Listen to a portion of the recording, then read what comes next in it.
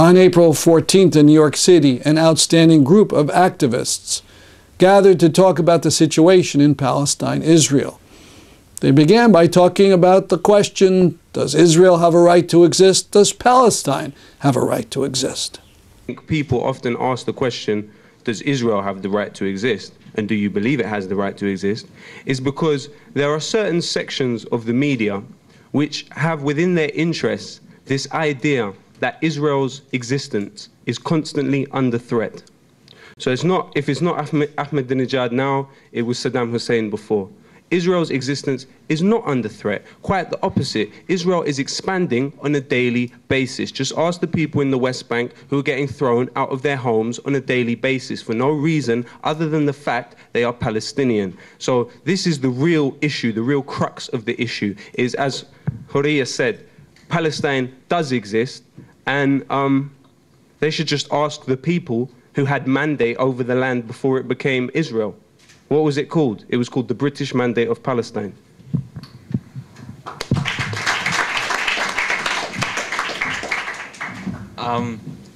Now, aside from the moral question of is this right or wrong, I think the question needs to be asked, does the two-state solution exist anymore? Now, last summer, I was living with a Palestinian family in Jerusalem, in the neighborhood called Sheikh Jarrah, the Hanun family. And on the day after my 19th birthday, we were evicted from their home to make way for foreign settlers, American and British citizens. Now, when people are talking about the two-state solution, they're ignoring the facts on the ground. The settlements in the West Bank, Israeli settlements, are no longer some kind of caravan outposts, they're cities. And in regards to Jerusalem, I would like people who talk about a two-state solution to find me one Israeli or one Palestinian who will accept Jerusalem to be the capital of the other and not their own capital. So really, I think there are many other issues as well, of course, in regards to Gaza. I was living in Gaza for 2 months, and I can't see how the situation of Gaza now, the people there living under a crippling siege, would change. There is no realistic two-state solution being put forward. Now, in light of this, I think it's important that the dialogue starts to change. What really needs to happen is a solution where everyone living in the land of Palestine can live together as equal citizens of one democratic state, whether you're Israeli or Palestinian or Jewish or Christian or Muslim, because this isn't an argument between the Jewish people living in Palestine and the Muslim, but it's not. It's simply right and wrong. And if we want to see a future, a just solution where everyone can live peacefully together, I think that's the only way that's going to happen. Thanks.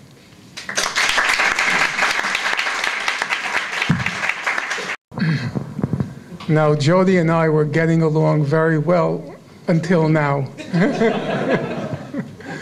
But I'm not going to go there. We could discuss it later if people in the audience want to pursue that topic. On a technical point, the phrase right to exist does have a history. It comes from UN Resolution 242, where it speaks about the right of all states in the region to have secure borders, which is a reasonable demand to make on all states and peoples in the regions. But then that right to exist within secure borders began to change. And it's important to understand why it began to change. There are some oldsters in the room, roughly of my age cohort, and so they'll remember a long, long time ago, the demand that Israel used to make was that the Palestinians had to recognize UN Resolution 242. And then after the Palestinians recognized UN Resolution 242, the Israeli government said, but 242 does not explicitly name Israel. It just refers to all states in the region. So now Israel changed its demand and it said, we want you to recognize not just 242, we want you to recognize 242 and recognize Israel. After the Palestinians did that, then it became recognize Israel's right to exist. And then it became Israel's right to exist as a Jewish state. And it was perfectly obvious what was happening, namely that Israel kept raising the ante, trying desperately to evoke a negative reaction by the Palestinians so they can claim that it's the Palestinians who are obstructing a resolution of the conflict, not Israel. I think what we ought to do is just stick with what the UN resolutions and the international law require, and no resolutions and no international law requires that you recognize a state's right to exist.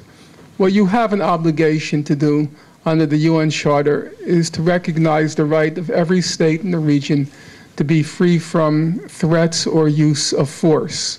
That's an obligation. That seems to me reasonable.